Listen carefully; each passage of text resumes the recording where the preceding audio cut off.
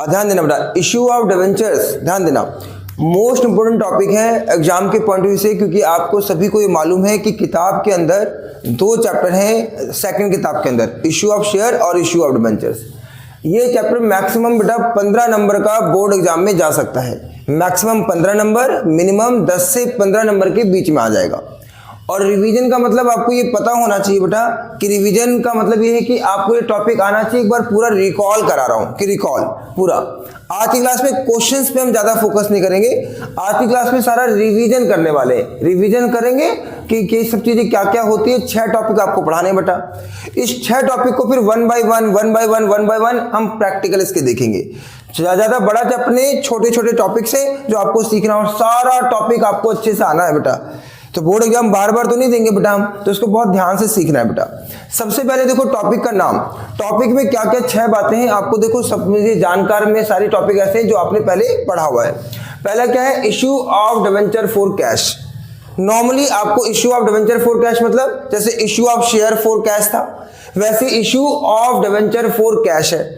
फिर अगला टॉपिक पढ़ोगे issue of debenture for consideration other than cash. अभी मैंने आपको 2 क्वेश्चन इसीलिए दिया था कि मैं कंसिडरेशन अदर देन कैश की बात कर सकूं। शेयर्स के अंदर मैंने आपसे कहा था कि पढ़ के आना कंसिडरेशन अदर देन कैश, आप पढ़ के भी आए हैं और कई बच्चों ने मुझे करके भी दिखाया है। तीसरा है हमारा issue of debenture as collateral security. छोटा सा टॉपिक है, अगर देखा जाए तो बोर्ड एग्जाम अगर देखा जाए सीबीएसई तो मार्क्स बांट रही है। कैसे बेटा, बिल्कुल सिंपल सा एक फॉर्मेट दे देगा और फॉर्मेट में उसको पुट अप करना होगा। क्या होता है इसके ऊपर भी हम चर्चा करने वाले हैं। चौथा नंबर है various cases of issue of debenture from the point of view of redemption. तो चौथा टॉपिक है इंटरेस्ट ऑन डिबेंचर्स एंट्री इसकी लर्न करानी है, और रिटर्न ऑफ डिस्काउंट और लॉस ऑन इशू डिबेंचर्स। ये हम ऊपर से पहले से सीखते हुए आएंगे कि कैसे कैसे राइट ऑफ करते हैं, ऑटोमेटिक खत्म हो जाएगा। सारी 6 की 6 बातें आपको अवेयर है कि है क्या चीज। इन 6 बातों को एक बार पूरा रिकॉल कराऊंगा, बस एक बार आपके फिंगर पे आ जाए। 1 आवर की मेरी पूरी बेटा आज की क्लास होगी, तो पूरा एक बार देख लो कि क्या क्या चीजें 6 टॉपिक्स हैं। एक बार आपको रिकॉल में सब कुछ आना चाहिए बेटा। जब आपको ये सारी चीजें बेसिक बातें पता होगी तो मैं किताब खोलूंगा तो बेटा आपको आसान लगेगा। अगर मैं अभी किताब से कराऊं प्रैक्टिकल तो हम एक एक प्रैक्टिकल में पढ़ेंगे, और इसको पूरा करने के बाद पढ़ेंगे तो किताब हमें लगेगा कुछ है ही नहीं, कहीं से भी क्वेश्चंस कर लो। तो करना स्टार्ट कर दे। तो सबसे पहले हम पहला टॉपिक उठाने जा रहे हैं बेटा। देखो पहली हेडिंग बनाओ issue of debenture for cash, क्योंकि पहले आपके माइंड में डिबेंचर्स लाना पड़ेगा बेटा कि डिबेंचर्स को कैसे कैसे यूज करते हैं, कैसे कैसे लिखते हैं। जब तक आपको डिबेंचर्स को एंट्री नहीं बोलने आएगी, जनरल एंट्री नहीं बोलने आएगी बेटा, तब तक आपको ये चैप्टर बेटा प्रॉब्लम कर रहा होता है। तो आपको जनरल एंट्री पहले बोलनी आए कि इशू ऑफ डिबेंचर्स की जनरल एंट्री कैसे होती है। आपने टॉपिक लिख लिया बेटा? मैं पूछूंगा बाद में, टॉपिक एक करके बता देना, मैं रफ कर दूं इसको। चले हेडिंग बनाओ सबसे पहले issue of debenture for cash, मेरे साथ साथ लो जी। Issue of debenture for cash लो। सबसे पहले आपको जर्नल बनानी है, मेरे साथ साथ लर्न करना है और लिखते रहना है। ध्यान करना, जैसे फॉर एग्जांपल मान लो आपके 10,000 10% डिबेंचर्स है। एग्जांपल में मान लो 10,000 10% डिबेंचर्स है और एट द रेट ऑफ 100 रुपये each.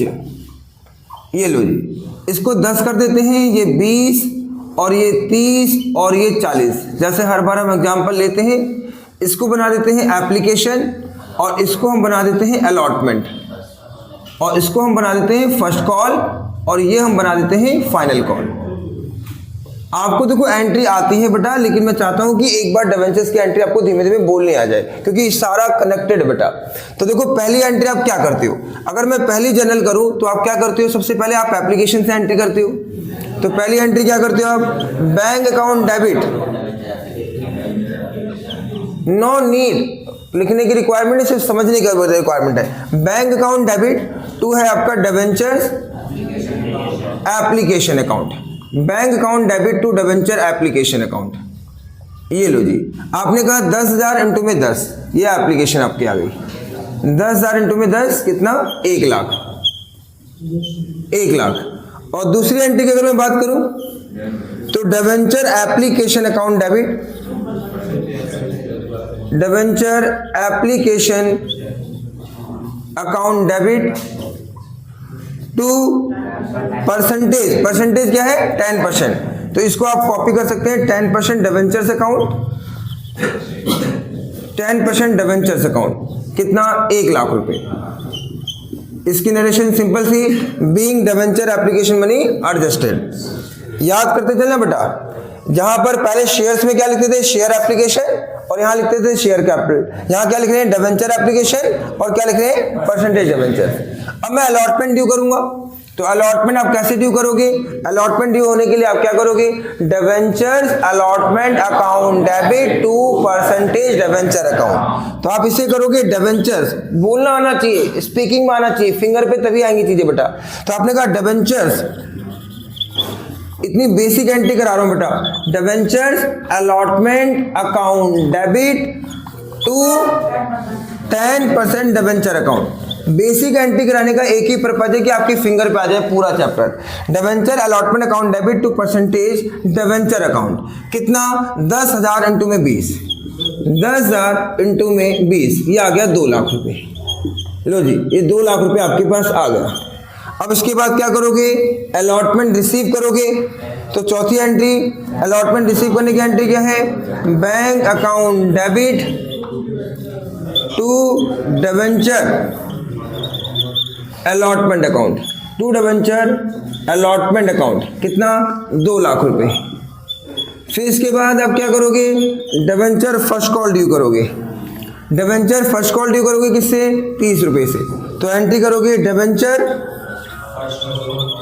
First call account debit, first call account debit to percentage debenture account, 2% debenture account, कितना, ये आपका आ जाएगा 10,000 इंटू में 30, 10,000 इंटू में 30, ये आ जाएगा कितना, 3 लाख रुपए। ये आपका 3 लाख रुपए यहाँ पर आ जाएगा। फिर क्या करोगे, debenture first call money receive करोगे। तो रिसीव करने की entry, bank account debit to debenture first call account, first call account, कितना, 3 लाख रुपए। इसके बाद आप डिबेंचर कौन सा ड्यू करोगे बेटा, ये 5वां नंबर था, ये 6 नंबर था, then 7 number, final call due करोगे। तो एंट्री बनेगी क्या, debenture final call account debit to 10% debenture account, debentures account. ये आपका आ जाएगा कितना, 10,000 और इंटू में 40, ये आ जाएगा 4 लाख। और फिर पैसा आपको रिसीव होगा, फिर पैसा आपको रिसीव होगा, bank account debit to debentures final call account. ये आपकी एक बेसिक एंट्री जो आई होप आपको ये अच्छे से लर्न है, क्योंकि पहला स्टेप आपका लर्न होना ही जरूरी है। अब ध्यान दो, पहला स्टेप, सबसे पहले तो आपको ये एंट्री लर्न होनी चाहिए। आपने सिंपली एंट्री लर्न कर ली। इसके बाद इसमें और क्या क्या चीजें एक्स्ट्रा आ सकती है बेटा, बहुत ध्यान सुनना, एक बार मेरे साथ साथ फटाफट ध्यान करना, क्योंकि मैं इसमें चीजें जोड़ता जाऊंगा बेटा।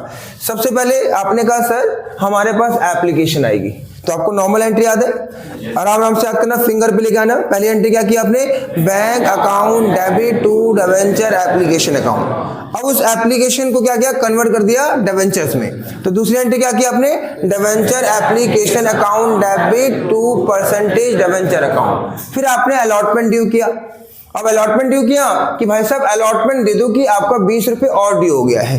तो फिर एंट्री क्या किया आपने, debenture allotment account debit to percentage debenture account. पैसा रिसीव करोगे अलॉटमेंट का, तो क्या एंट्री करोगे, bank account debit to debenture allotment account. फिर आप फर्स्ट कॉल ड्यू करोगे, तो क्या एंट्री करोगे, debenture first call account debit to percentage debenture account. पैसा रिसीव करोगे तो क्या एंट्री करोगे, bank account debit to debenture first call account. फिर फाइनल कॉल ड्यू करोगे तो क्या एंट्री करोगे, debenture final call account debit to percentage debenture account. फिर रिसीव करोगे तो क्या एंट्री करोगे, bank account debenture final call account. यहां तक क्लियर है।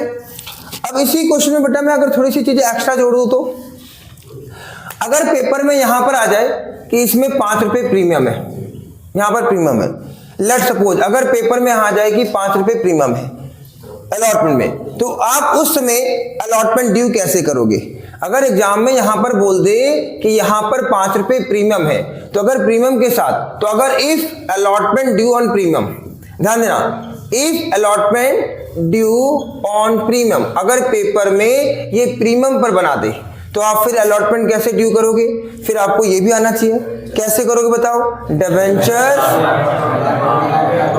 Allotment account debit to percentage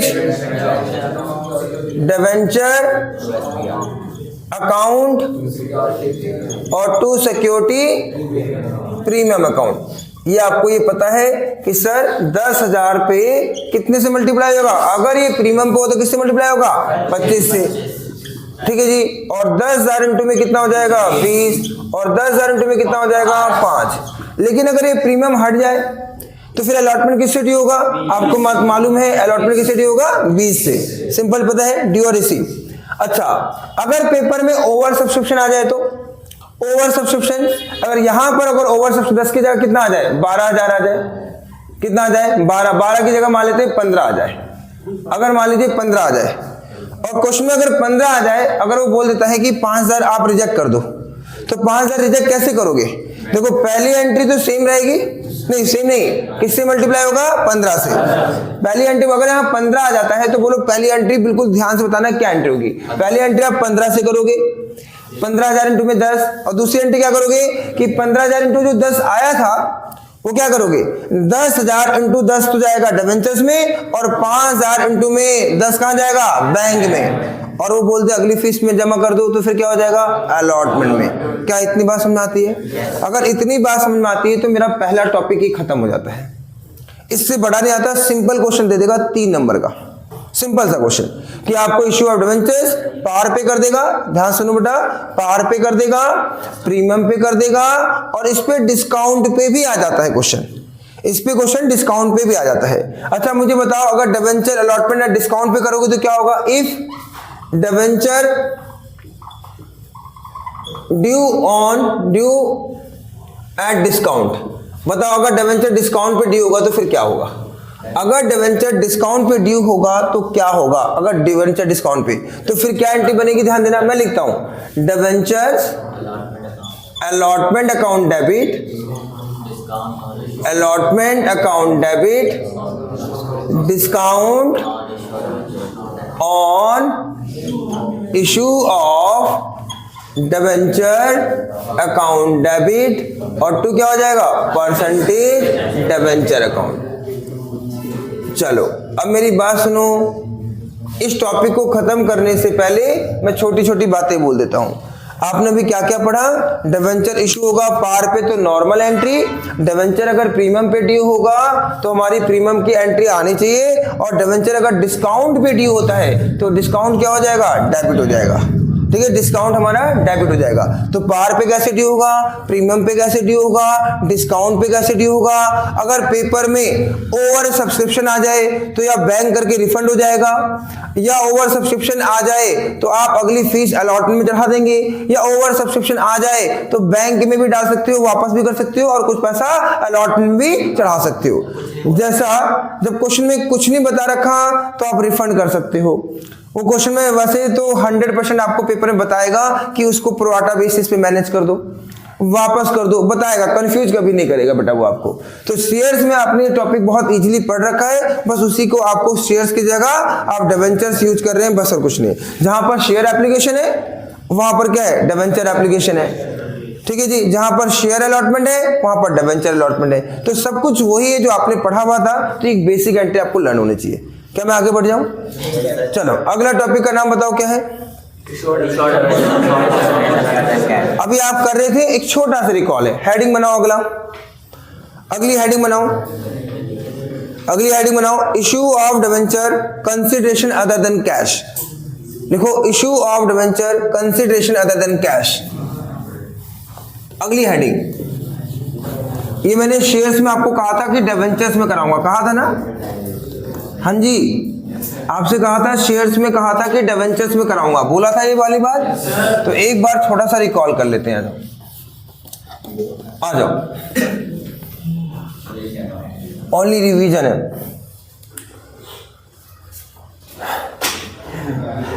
issue of, बेटा प्लीज बातचीत नहीं, issue of debentures, consideration other than cash, consideration other than cash. आपसे भी एक बात बोलिए बेटा मैंने कि मैं आज क्वेश्चन नहीं, आज मैं सिर्फ कॉन्सेप्ट समझाऊंगा मेन, क्वेश्चन तो सब बाद में चलेंगे। Issue of debenture, consideration other than cash. आप ये सोचो, माइंड मिलाओ कि सर ना आज सिर्फ क्या करा रहे हैं, एक रिवीजन में सारे कॉन्सेप्ट करा रहे हैं। अगर मुझे कॉन्सेप्ट आता है तो मुझे सारे क्वेश्चंस आते हैं, सारे क्वेश्चंस आते हैं, तो मेन कॉन्सेप्ट है बेटा, फिर क्वेश्चन में तो कुछ है ही नहीं। ध्यान दो, सबसे पहले मुझे पता है कि आपको ये चैप्टर आता है, लेकिन फिर भी एक बार अच्छे से ध्यान दो कि एक बार रिकॉल हो जाए सारा। पहले आप क्या करते थे बेटा, आप सन्ड्री असेट्स परचेज करते थे। सन्ड्री असेट्स बोलो या बोलो असेट्स परचेज करते थे। याद कराओ असेट्स परचेज, अभी आपने क्वेश्चन करके दिखाया मुझे, तो बताओ क्या एंट्री करते थे, assets account debit to vendor account. पहली एंट्री आप करते थे assets account debit to vendor account. अगर वेंडर का नाम दे रखा है कि राम से खरीदा, श्याम से खरीदा, तो क्या करोगे, assets account debit to Ram account, assets account debit to Shyam account. लेकिन अगर नाम नहीं पता तो क्या लिखोगे, वेंडर। तो आपने पहली एंट्री ये कर देनी है, या तो ये एंट्री होगी या लिखा होगा assets and liability purchase, assets and liability purchase. ये देखो, अब आपको पता है असेट्स लायबिलिटी कैसे परचेज करते हैं। अभी इसका भी एक क्वेश्चन आपको दिया था मैंने, असेट्स अकाउंट डेबिट, एक लाइन छोड़ दी, टू लायबिलिटी अकाउंट और टू वेंडर अकाउंट। ठीक है जी। अब आपको पता है कि असेट्स अकाउंट डेबिट 1 लाख का, लायबिलिटी 10,000 की, तो वेंडर को कितना देना है, 90,000। 1,10,000 की लायबिलिटी, वेंडर को कितना देना है, 90,000। अगर आप ज्यादा दे रहे हो वेंडर को तो यहां पर क्या आएगा बताओ, गुडविल, गुडविल अकाउंट डेबिट, ये बैलेंसिंग फिगर आएगा। अगर आप वेंडर को कम दे रहे हो तो कैपिटल रिजर्व आएगा। आपने यहाँ पर क्या सीखा बेटा कि वहां पर क्वेश्चन में आपने ये सीखा, ज्यादातर बच्चे इसको ऐसे याद कर लेते हैं कि जब हम पेपर में असेट्स लिखेंगे, लायबिलिटी लिखेंगे, वेंडर लिखेंगे, असेट्स खरीदा, लायबिलिटी खरीदा वेंडर से। अगर ये वाली साइड नीचे क्रेडिट बड़ा हो रहा है तो ऊपर क्या जाएगा, गुडविल। अगर ऊपर साइड बड़ा हो रहा है तो क्या जाएगा, कैपिटल रिजर्व। ये आपको ध्यान रखना है, ठीक है जी। इसके बाद सेकंड एंट्री क्या करोगे, इन दोनों में से एक एंट्री होगी। फिर क्या होगा, vendor was paid by issue of debentures. तो डिवेंचर इशू करके आप वेंडर को पे कर सकते हैं। कैसे, अगर ये जो वेंडर है अपना ध्यान देना, ये वेंडर, इसको पेमेंट करनी है आपको, इसको पेमेंट करनी है। तो कैसे पेमेंट करोगे, अगर वेंडर को एट पार पे पेमेंट करनी है, डिवेंचर्स दे दो, तो कैसे एंट्री करोगे, vendor account debit to vendor account debit, payment cash में या चेक से कर रही हो तो बैंक का यूज कर लो। अगर आप डिवेंचर्स दे रहे हो तो क्या कर दोगे, परसेंटेज डिवेंचर अकाउंट, पार पे, ये पार पे आप पेमेंट कर दो। लेकिन अगर डिवेंचर्स आप कैसे दे रहे हो, एड प्रीमियम पे दे रहे हो बेटा, एड प्रीमियम पे दे रहे हो, तो आपको इसकी एंट्री आनी चाहिए। कैसे एंट्री करोगे, vendor account debit to percentage debenture account, debenture account, और टू सिक्योरिटी प्रीमियम अकाउंट। एक रिकॉल है बेटा, आता सबको है, देखो आता सबको है, एक रिकॉल है, रिवीजन। आपने कहा ये होगी बात। अगर एड डिस्काउंट पे होगा तो क्या होगा, एड डिस्काउंट, क्योंकि आपको एक बात पता होना चाहिए। अभी आपने पीछे पढ़ा था vendor account debit, vendor account debit, very good, discount on issue of debenture account debit to percentage debenture account. ये लो बेटा, ये भी आपने कर दिया। लेकिन ध्यान देना, पार वाले क्वेश्चन में तो दिक्कत नहीं है, जितने देने हैं आप दे दोगे। प्रीमियम और डिस्काउंट वाले में ध्यान करना, आपको क्या करना पड़ेगा, यहां पर एक नोट बनाना पड़ेगा। क्या, नंबर ऑफ डिवेंचर्स निकालना पड़ेगा। कि वेंडर को कितने डिबेंचर्स देने, नंबर ऑफ डिबेंचर्स कैसे निकालोगे, ये जो आप दे रहे हो ना वेंडर को, मान लो यहाँ वेंडर का जो भी अमाउंट होगा, यहाँ पर वेंडर का अमाउंट लिखा है, डिबेंचर्स दे दिया, यहाँ वेंडर का अमाउंट लिया, डिबेंचर्स कैसे दोगे, इसके लिए वर्किंग चलेगी, यहाँ वेंडर का अमाउंट लिखा ये वाला, ये यहाँ पर वर्किंग चलेगी, ध्यान देना। पार वाले में दिक्कत नहीं है, पार वाले में वेंडर का नाम कितना अमाउंट देना है सीधा दे दोगे, लेकिन जहां प्रीमियम वाली बात आएगी और डिस्काउंट वाली बात आएगी, वेंडर का अमाउंट लिखोगे लेकिन ये अमाउंट निकालने के लिए आपको क्या करना पड़ेगा, यहां पर वर्किंग बनानी पड़ेगी। कैसे निकालोगे, आप यहां लिखोगे purchase consideration. Sir what is the purchase consideration, कि वेंडर को कितना पैसा देना है। परचेज कंसिडरेशन का मतलब है वेंडर को कितना पैसा देना है, और अपॉन में क्या आ जाएगा, इश्यू प्राइस, अपॉन में इश्यू प्राइस आ जाएगा, क्या आ जाएगा, इश्यू प्राइस, ये हमें यहाँ पर इश्यू प्राइस आ जाएगा, ठीक है जी। और इश्यू प्राइस में भी अगर पार पर है तो क्या होगा 100, अगर प्रीमियम पे है मान लो 10 रुपये प्रीमियम है तो कितना आ जाएगा 110, अगर डिस्काउंट पे तो कितना आ जाएगा 90, अगर 10 रुपये मानते हैं तो ये आ जाएगा हमारा।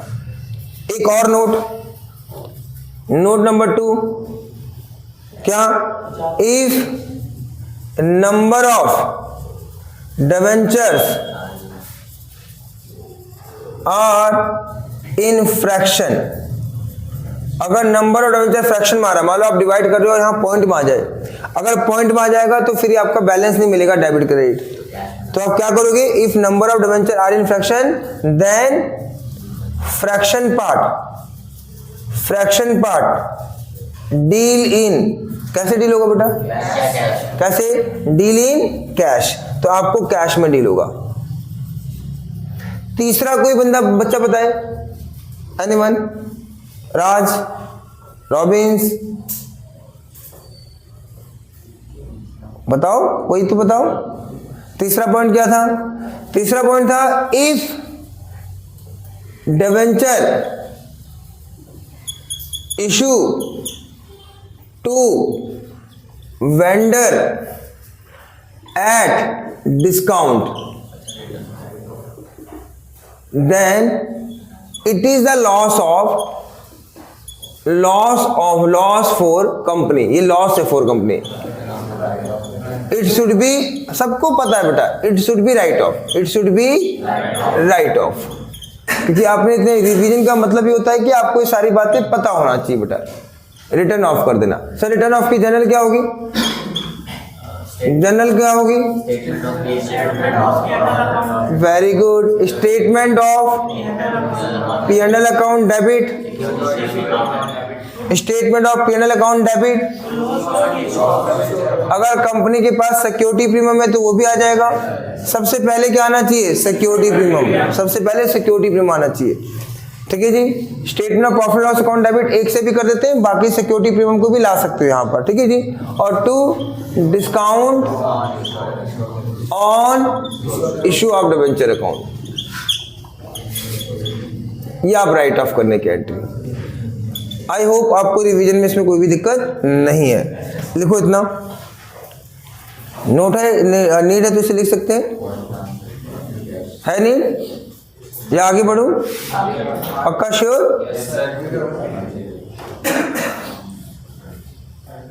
तीसरे टॉपिक का नाम क्या था, जो बच्चे नोटिंग कर रहे हैं वो नोटिंग करें, मैं कोलैटरल सिक्योरिटी के बारे में धीमे धीमे बताता हूँ आपने क्या पढ़ा था। देखो बहुत आसान है बेटा, ये सब आपको चीजें पता है, आपने बस एक रिकॉल करना है।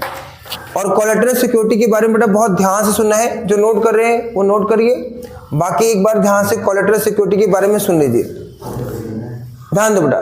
क्या पढ़ा था, कोलैटरल सिक्योरिटी क्या था, कहानी बताई थी यमला पगला दीवाना की। छोटा सा बता दो, एडिशनल सिक्योरिटी, जब आप कोई लोन लेते हैं, जब आप कोई लोन लेते हैं तो आप क्या करते हैं, आप कोई असेट्स गिरवी रखते हैं, लेते हैं लोन, तो जो लैंडर होता है वो क्या कहता है कि भाई साहब आप कुछ एडिशनल सिक्योरिटी भी गिरवी रखवाओ। तो आप एडिशनल सिक्योरिटी जो भी आप गिरवी रखवाते हो, जो भी एडिशनल सिक्योरिटी, मतलब प्राइम और प्रिंसिपल सिक्योरिटी के अलावा जो मेन सिक्योरिटी है, उस सिक्योरिटी के अलावा अगर कोई एडिशनल सिक्योरिटी अगर आप लैंडर के पास छोड़ते हैं तो वो सिक्योरिटी क्या कहलाती है, कोलैटरल सिक्योरिटी। सर वो कोलैटरल सिक्योरिटी का लैंडर क्या करेगा, अगर आपने कोई फ्रॉड किया, अगर आपने पैसा नहीं दिया, तो सबसे पहले आपकी प्राइम प्रिंसिपल सिक्योरिटी को यूज किया जाएगा पैसा रिकवर करने के लिए। अगर प्राइम और प्रिंसिपल सिक्योरिटी से आपका पैसा मतलब पैसा लेंडर को रिकवर नहीं होता, तो फिर वो क्या करेगी बताओ कंपनी? एडिशनल सिक्योरिटी बेच करके अपना पैसा क्या करेगी? रिकवर करेगी। ध्यान देना। तो समझ में आ गई बात। अगर मैं थ्योरिकल की बात करूं तो क्या था कि एडिशनल सिक्योरिटी, प्राइम और प्रिंसिपल से जो हमारी एडिशनल सिक्योरिटी हम गिरवी रखवाते हैं लेंडर के पास, उसे हम कोलैटरल सिक्योरिटी का नाम देते हैं। समझ आ गई बात। अब दो मेथड है इसके प्रैक्टिकल करने के। अगर मैं प्रैक्टिकल की बात करूं बेटा, तो इसका प्रैक्टिकल बहुत इजी है। सिर्फ प्रेजेंटेशन दिखानी है कि how to present in balance sheet collateral security, how to present in balance sheet. तो ये बैलेंस शीट में कैसे प्रेजेंट होगा, 3 नंबर का क्वेश्चन आता है। और आप बेटा बिल्कुल एक बार देख के चले जाओ, बिल्कुल सिंपल सा क्वेश्चन है, 5-6 क्वेश्चन है, फॉर्मेट याद होना चाहिए, आप क्वेश्चन फटाफट कर दोगे। मैथ्स में 2 मेथड यूज होते हैं। कौन कौन से मेथड यूज होते हैं? मेथड 1 और मेथड 2। पहला मेथड क्या था?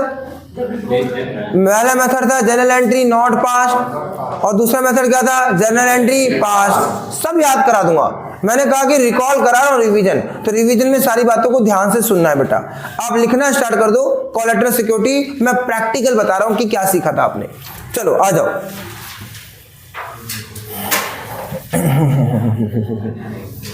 रफ कर देते हैं।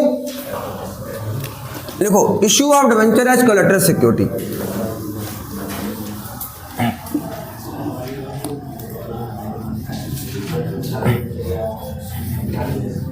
Concept class please. लो जी, issue of debenture as collateral security.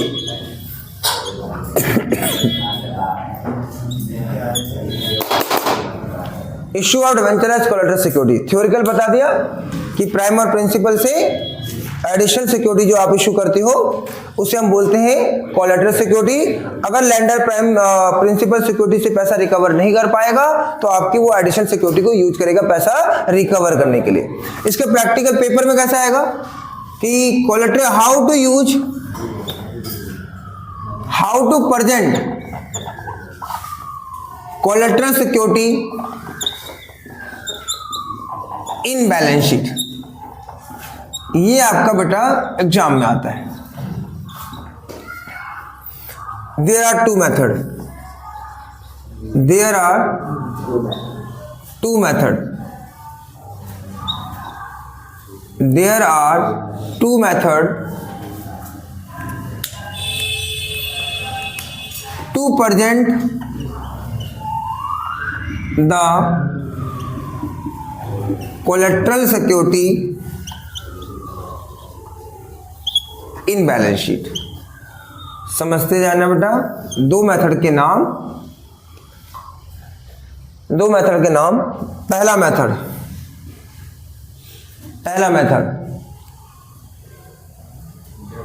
When journal entry is not passed, पहला मेथड। और second method when journal entry is passed। ये 2 मेथड है बेटा। when journal entry is not passed, और सेकंड है हमारा when journal entry is passed। First लिखो, when journal entry is not passed। Please अगर आप बहुत ध्यान से देखते जाओगे, मेरी कलम चलती जाएगी और आपको लर्न होता जाएगा। और जैसे ही मैं कमिंग क्लास में क्वेश्चन उठाऊंगा, आपको लगेगा सर कुछ भी नहीं था, रियली कुछ भी नहीं था क्वेश्चन के अंदर। When journal entry is not passed, इसमें क्या बनेगा? एक बैलेंस शीट बनेगी, एक्सट्रैक्ट एज ऑन,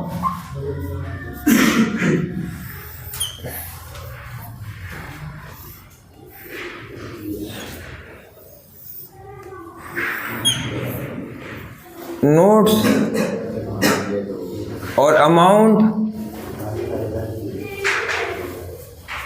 और यहां पर्टिकुलर्स।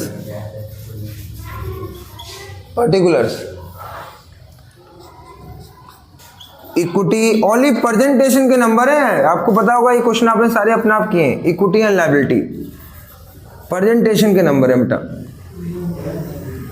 इक्विटी एंड लायबिलिटी किसके अंदर आता है बताओ? वेरी गुड, डिबेंचर आता है नॉन करंट लायबिलिटी में। नॉन करंट लायबिलिटी में लॉन्ग टर्म बोरोइंग,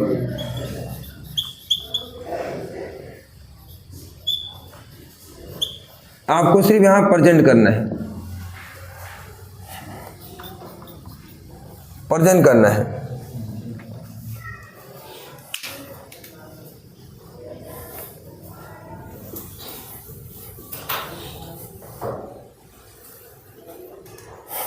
क्या क्या लिखा बेटा आपने? लिखते चले जाओ। General entry is not pass, when general entry is not pass. पहला टॉपिक है हमारा बैलेंस शीट एक्सट्रैक्ट। एक्सट्रैक्ट मतलब किसी पार्ट को डिफाइन कर रहा हूं मैं, ठीक है जी। कोलेटरल सिक्योरिटी की पार्ट को डिफाइन करने जा रहा हूं, छोटा पूरा बैलेंस शीट नहीं बन रही, एक पार्ट डिफाइन हो रहा है। एज ऑन जो भी डेट रही होगी वो डेट रख दो यहाँ पर, और particulars, notes number, amount. Equity and liability non current liability के अंदर आता है कोलेटरल सिक्योरिटी वाला पार्ट, तो non current liability long term borrowing के अंदर नंबर 1। तो यहां लिखोगे notes to account, notes to accounts.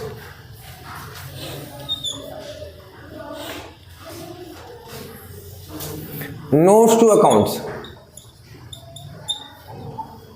Notes to accounts,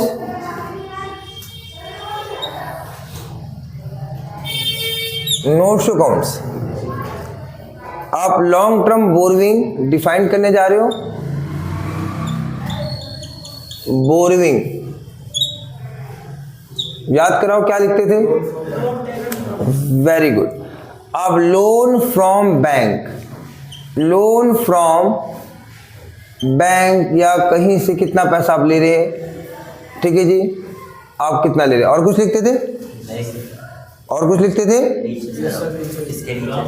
loan from bank. और क्या लिखते थे याद कराओ? आप बैंक से लोन लेते थे, यहां पर लिख देते थे इसी की ब्रैकेट में, याद करो। आप क्या लिखते थे? डिबेंचर इशू कर देते थे।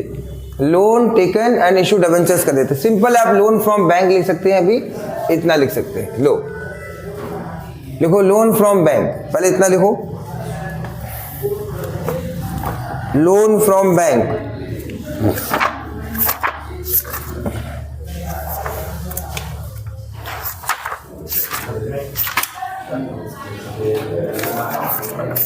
बातचीत नहीं,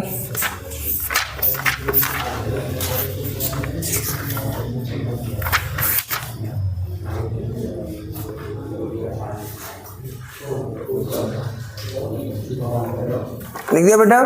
इसके ब्रैकेट में डाल दो, ऐसे लिख देते थे आप, बता देते थे, ब्रैकेट में लिख देते थे secured by issue of debenture as collateral security. पीछे बेटा बातें कर रहे हो आप। देखो लोन फ्रॉम बैंक, यहां secured by issue of debenture, 10,000 debenture है, 15,000 डिबेंचर से कितने डिबेंचर लिख देते थे कोलेटरल सिक्योरिटी पे। देखो मेथड नंबर 2, मेथड नंबर 2 पे आ जाओ, और ये जितना अमाउंट आएगा यहां पर बेटा आप पुटअप कर देना। देखो method number 2, method number 2, when journal entries past, लिख लो, अभी एक बार रिकॉल करा दूंगा। व्हेन जनरल एंट्रीज पास, तो क्या होगी जनरल एंट्रीज पास में? Debentures suspense account debit to percentage debentures account being debenture issue as collateral security. ये कोलेटरल सिक्योरिटी इशू करने की एक जर्नल है। इसके बाद आफ्टर दैट आप फिर बनाएंगे balance sheet, extract as on, जो भी डेट रही होगी,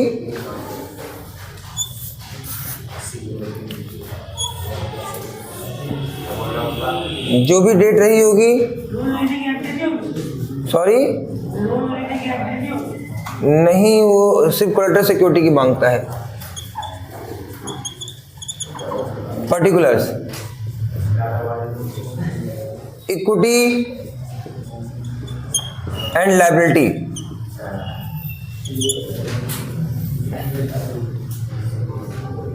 और फिर यहां आएगा नॉन करंट लायबिलिटी, मेरे साथ लिखते जाओ बेटा, नॉन करंट लायबिलिटी।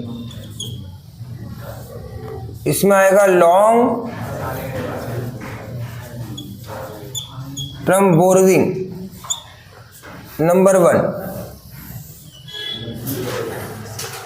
फिर notes to accounts, notes to accounts. लो जी, अब नोट्स टू अकाउंट्स में क्या, यहां पर लॉन्ग टर्म बोरोविंग आएगा, लॉन्ग टर्म बोरोविंग। अब लॉन्ग टर्म बोरोविंग में आप क्या क्या चीजें लिखोगे, और सिंपली इसमें लिखोगे लोन फ्रॉम बैंक, कितना लिया, लोन फ्रॉम बैंक, आप कितना लोन फ्रॉम बैंक कितना है आपका,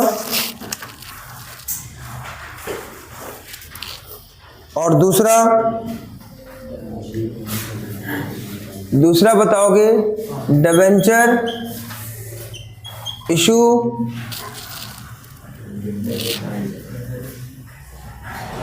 यहां पर debentures issued as collateral security, collateral security.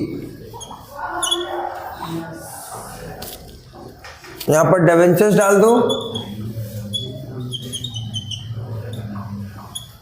और माइनस में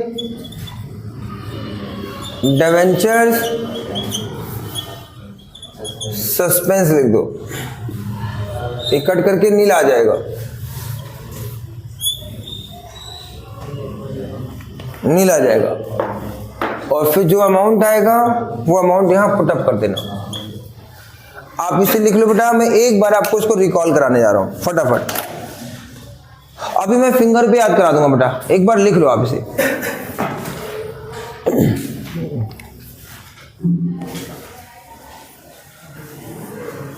बहुत आसान है बेटा, सिर्फ सेम कॉपी होगा।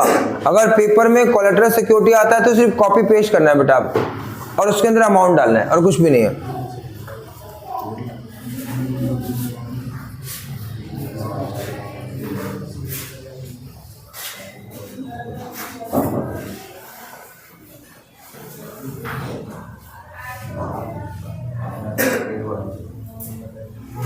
चले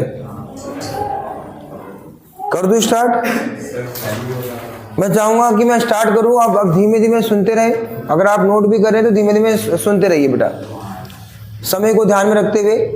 देखो बेटा, सबसे पहले आपको देखो बिल्कुल फिंगर पे याद करो। जब मैं आपसे पूछूं कमिंग क्लास में तो आप मुझे बता सके सर 2 मेथड होते हैं कोलेटरल सिक्योरिटी को प्रेजेंट करने के लिए। मेरे साथ साथ याद करो, याद करो। पहला मेथड क्या था, when journal entry is not passed, और दूसरा क्या होता है, जर्नल एंट्री इज पास्ड। वो सारी चीजें फिंगर पे हमारे concept. Sir when journal entry is not passed, तो इसमें हम क्या करते हैं, सिंपल सा कोई भी जर्नल एंट्री नहीं होगा, बिल्कुल ये बैलेंस शीट इस प्रकार से क्या करोगे, कॉपी करोगे, पर्टिकुलर्स, नोट्स नंबर और अमाउंट। अब यहां क्या करोगे, फर्स्ट यहां लिखोगे इक्विटी एंड लायबिलिटी, और यहां लिखा नॉन करंट लायबिलिटी के अंदर आएगा, और लॉन्ग टर्म बोरोइंग नंबर 1। यहां पर आप क्या बताओगे नोट्स टू अकाउंट्स में कि ये लॉन्ग टर्म बोरोइंग आपने कैसे निकाला, नोट्स टू अकाउंट्स के अंदर नंबर 1 डालोगे, लोन फ्रॉम बैंक। ध्यान देना, लोन फ्रॉम बैंक, बैंक से कितना लोन लिया, और कितना डिवेंचर इशू किया कोलेटरल सिक्योरिटी के रूप में, वो आप यहाँ पर नरेशन में डाल दो। सर मैंने 6000 डिवेंचर इशू किया, मतलब यहाँ पर बता दो नरेशन में ही, यहाँ पर ब्रैकेट में कि हमने इतने डिवेंचर इशू किए थे कोलेटरल सिक्योरिटी के रूप में, कुछ प्रेजेंट नहीं करना, सिर्फ यहाँ बता दो लोन कितना लिया बता दो। लोन मैंने 5 लाख लिया, 6 लाख लिया, 10 लाख लिया, लेकिन आपने एडिशनल कितना सिक्योरिटी रखा ब्रैकेट में बता दो, जितनी भी एडिशनल सिक्योरिटी रखी ब्रैकेट में बता दो, और कुछ नहीं करना। जो लोन ले रखा है यहाँ पर पुट अप कर दो। और फिर हम गए मेथड नंबर 2 में, when general entry is passed. General entry is pass बोले तो आपको जनरल एंट्री पास की पता होना चाहिए कि क्या होता है, debenture suspense account debit to percentage debenture account. ये लर्न कर लो, ये कोलेटरल सिक्योरिटी इशू करने की जनरल है, 1 नंबर का कई बार आ चुका है पेपर में, शायद आपका भी पेपर में आया हो कहीं पर, वो बोल देता है कि बताओ डिवेंचर इशू होगा कोलेटरल सिक्योरिटी पे तो उसकी जनरल क्या होगी, तो एंट्री होगी debenture suspense account debit to percentage debenture account, 1 number का पूछ लेता है। अब इसको प्रेजेंट करना है, कैसे प्रेजेंट करेंगे, balance sheet extract as on सारा सेम बनाओगे, particulars notes number amount equity and liability non current liability long term borrowing number 1, notes accounts long term borrowing number 1 डाला, लोन फ्रॉम बैंक, बैंक से loan कितना लिया 5 लाख या 10 लाख, मान लो 10 लाख का loan लिया, कितने का लोन लिया 10 लाख का, तो यहाँ 10 लाख का लोन लिया तो यहाँ पर जाओगे डिवेंचर मैंने कितना कोलेटरल सिक्योरिटी के रूप में इशू किया, ये डिवेंचर्स क्या है क्रेडिट, ये वाला एडिशनल सिक्योरिटी ये क्रेडिट और ये क्या है डेबिट, आपस में कैंसिल हो जाएगा। तो क्रेडिट कितना मान लो ये 5 लाख है तो क्रेडिट में 5 लाख, ये डेबिट कितना 5 लाख है, ये डेबिट कितना 5 लाख है, आपस में कट के क्या हो जाएगा 0, तो ये 10 लाख जो होगा ये 10 लाख मेरा आंसर आ जाएगा। सिमिलरली यहां पर भी लोन कितना लिया था 10 लाख तो 10 लाख यहां पर आ जाएगा। चाहे आप मेथड नंबर 1 से क्वेश्चन करो चाहे मेथड नंबर 2 से क्वेश्चन करो, दोनों से आंसर क्या आएगा सेम आएगा।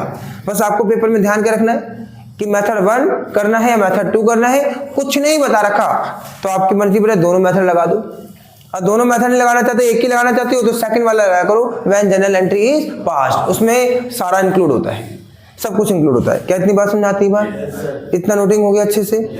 अभी समय क्या हुआ है 10:15। अगला टॉपिक का नाम बताओ,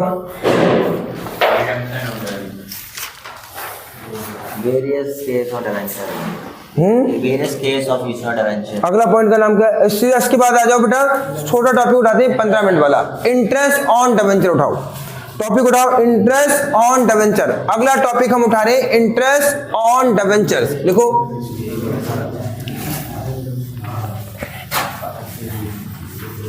आ जाइए बेटा।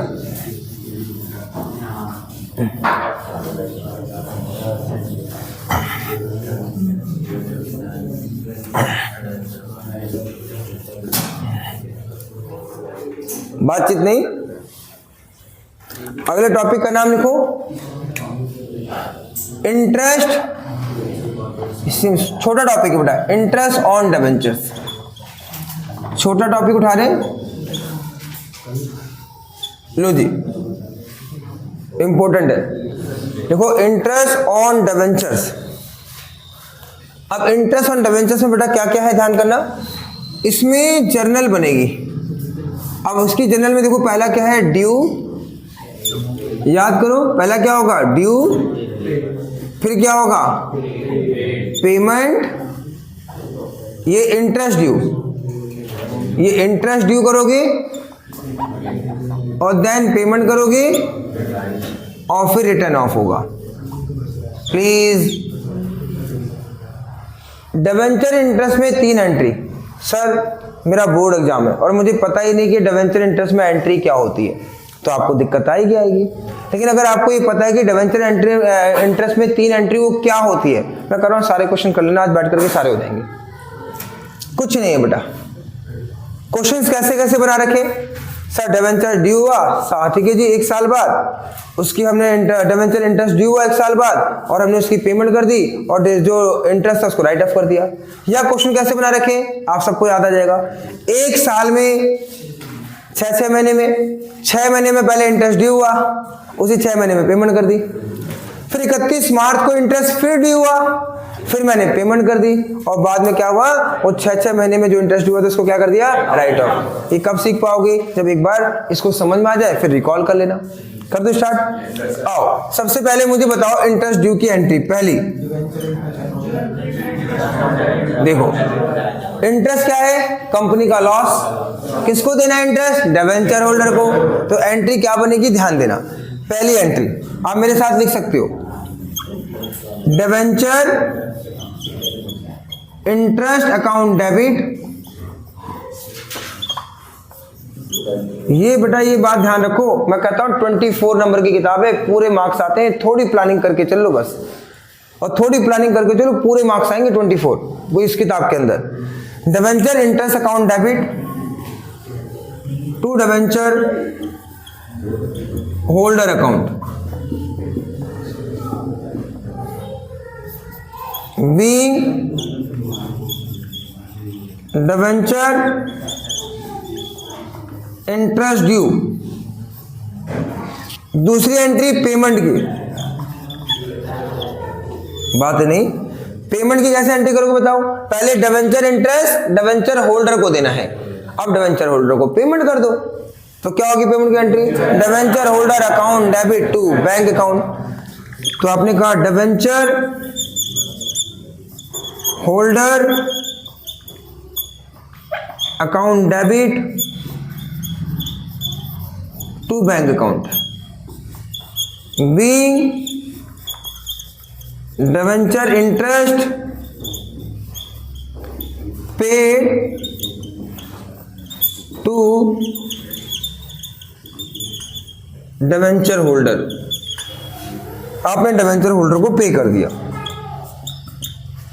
डिबेंचर होल्डर को पे कर दिया। पहले ड्यू हुआ debenture interest to debenture holder, फिर पेमेंट हुई debenture holder account debit to bank. तीसरा नंबर रिटर्न ऑफ। क्या रिटर्न ऑफ होगा बेटा, इंटरेस्ट रिटर्न ऑफ होगा। इंटरेस्ट किससे रिटर्न ऑफ होगा, statement of profit and loss account से। तो हम रिटर्न ऑफ किससे करेंगे, statement of profit and loss account debit, profit and loss account debit to debenture interest account, to debenture interest account,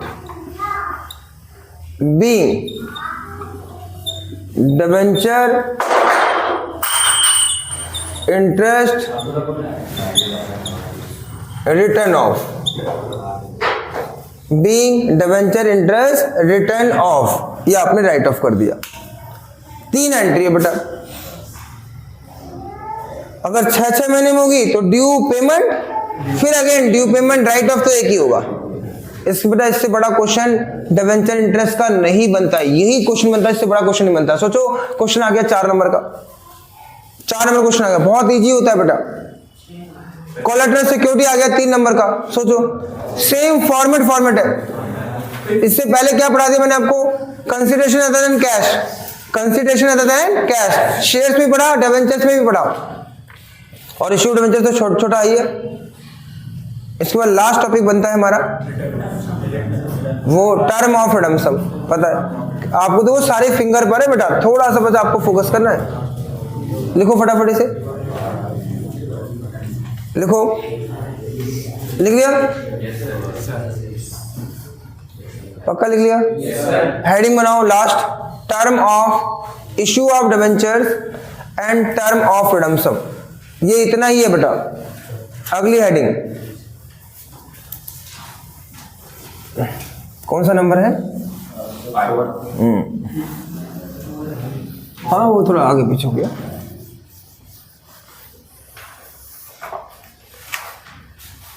लिखो issue of debentures and term of redemption. बस एक recall है बेटा, एक रिकॉल है। Issue of debenture and term of redemption, पूरी एक class लगी है इसके ऊपर हमारी, लेकिन आज आपको लर्न है तो उतनी क्लास नहीं लगेगी, 10 मिनट में हम इसको रिकॉल कर लेंगे। आइए पहला टॉपिक देखो क्या था, याद कराता हूं। इशू ऑफ, लिखना स्टार्ट करना है, issue of debenture at par, redeem at par, issue of debenture at par, redeem at par, issue of debenture at par, redeem at par। मेरा आपसे question, redeem at par normal question है। Future में कोई नुकसान नजर आता है? याद करो, अगर फ्यूचर में कोई लॉस नहीं है तो इसकी एंट्री क्या होगी?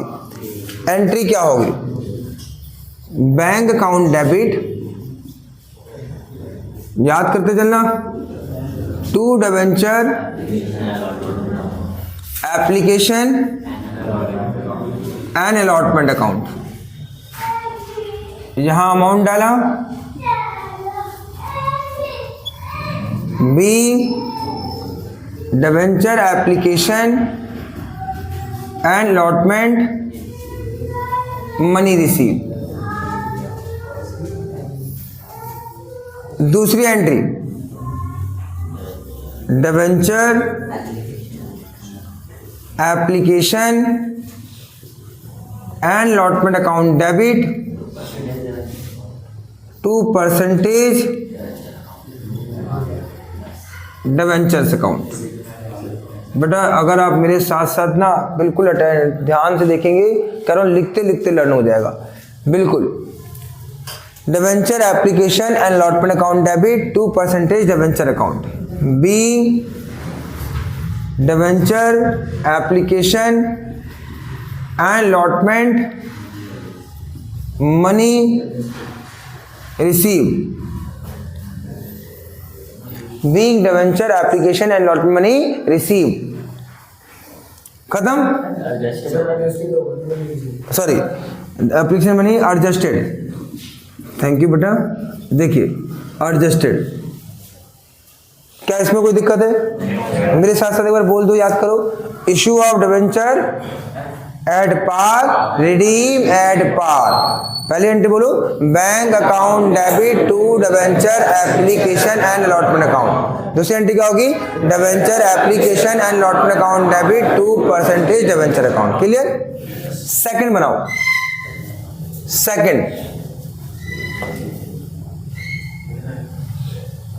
बनाए, लिखो second.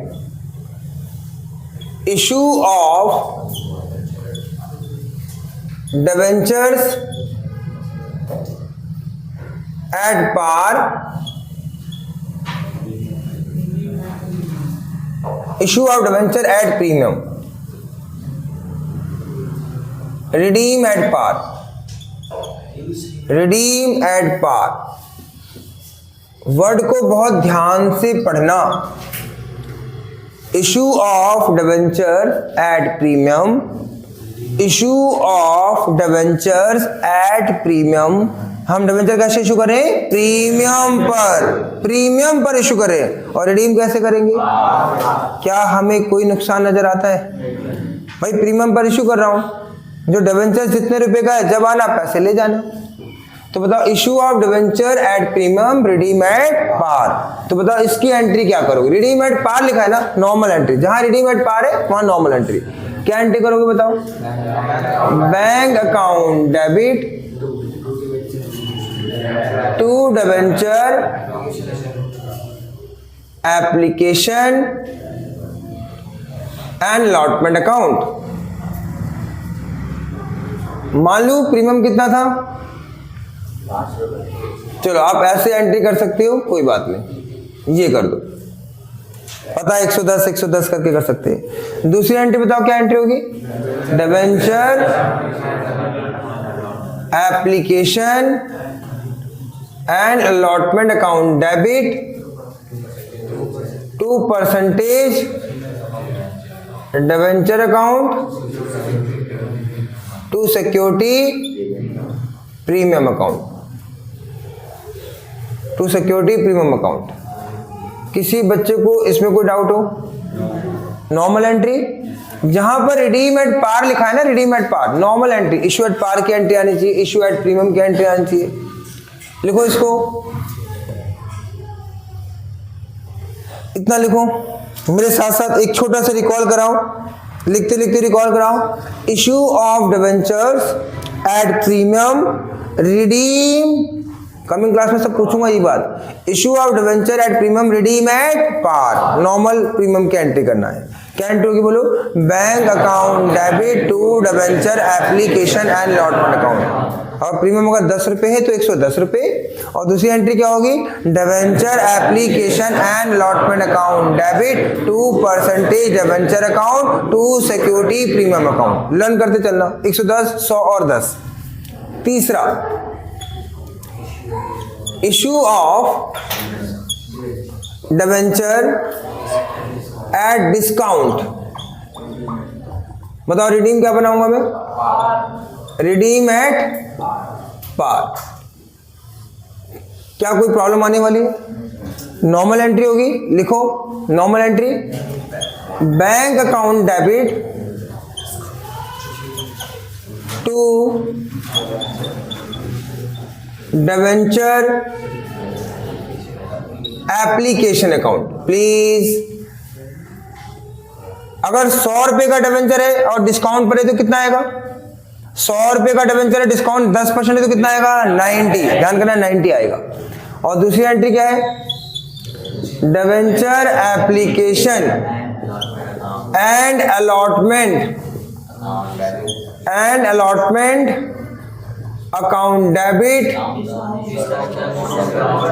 Discount on issue of debenture account debit to, क्या होगा?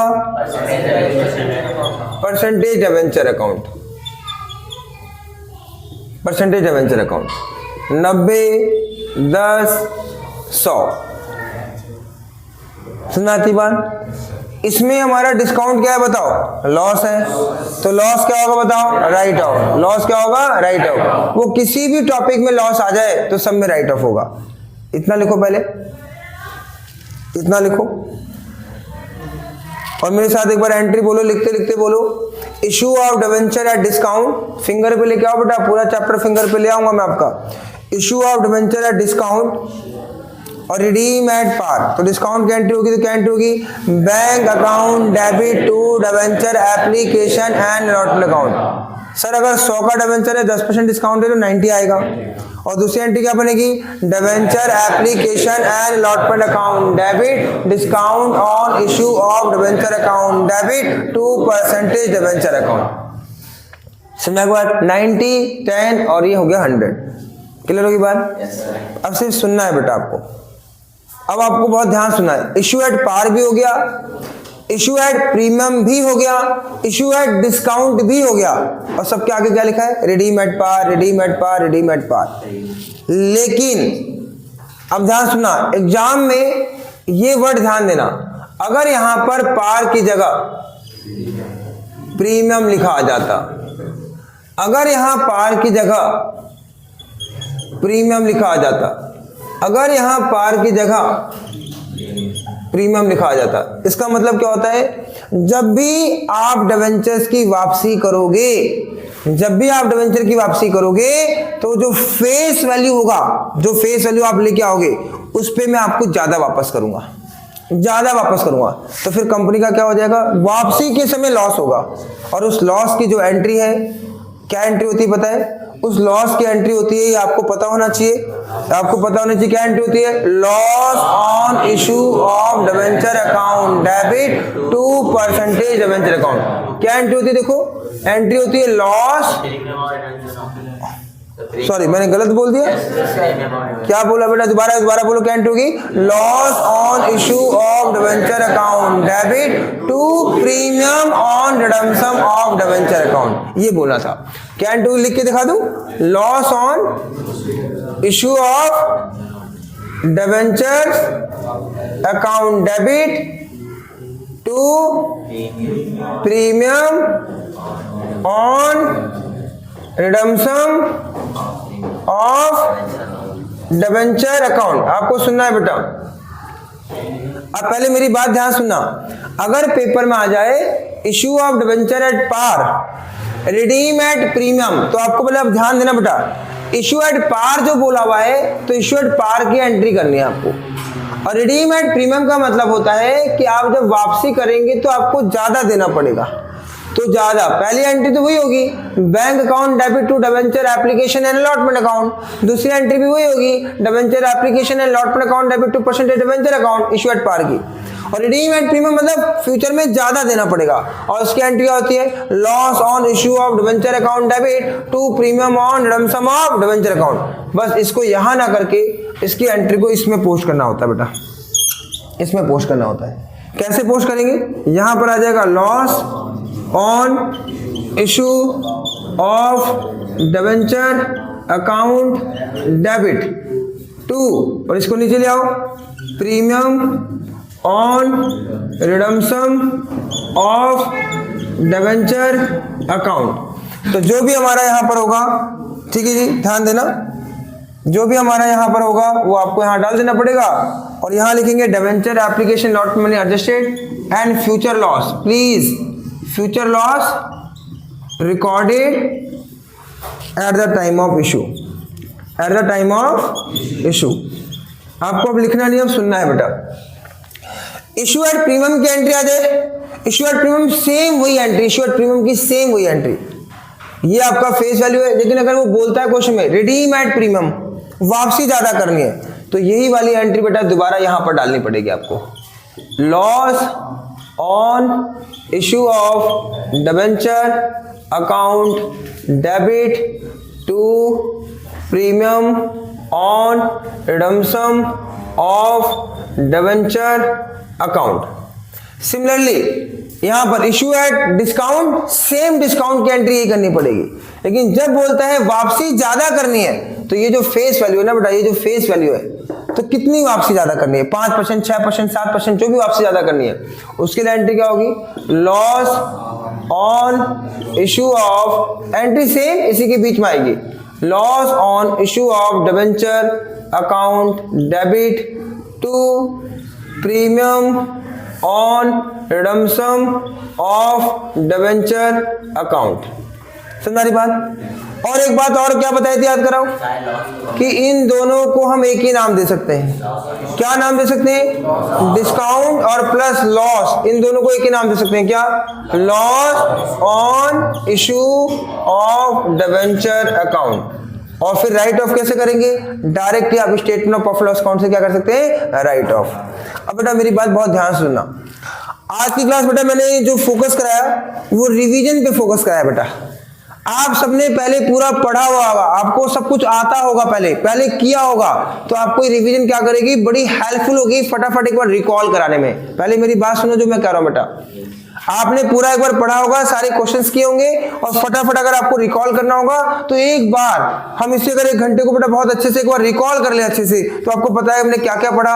हमने पढ़ा इशू ऑफ डिबेंचर्स कैसे होता है, कंसिडरेशन कैसे होता है, डिबेंचर पे इंटरेस्ट कैसे लगता है, कोलैटरल सिक्योरिटी का कैसे होता है, फिर हमने ये वाला पढ़ा टर्म ऑफ रिडेम्पशन, मतलब एक बार पूरा ओवरव्यू है, सारा पूरा ओवरव्यू। तो पहले से आपको आता होगा तो ओवरव्यू करना बहुत आसान होगा बेटा, ध्यान करना, समझा आगे बात। तो ये आपको रिवीजन, और लास्ट जो बेटा आपका टॉपिक बनता है वो राइट ऑफ। राइट ऑफ तो सब में कॉमन है, राइट ऑफ क्या बेटा, सब में कॉमन है, कहीं भी नुकसान दिखेगा तो राइट ऑफ हो जाएगा। आई होप आपको समझ में आया होगा। थैंक यू सो मच बेटा, बहुत बहुत धन्यवाद। इतना ही कराऊंगा बेटा आज, चलिए।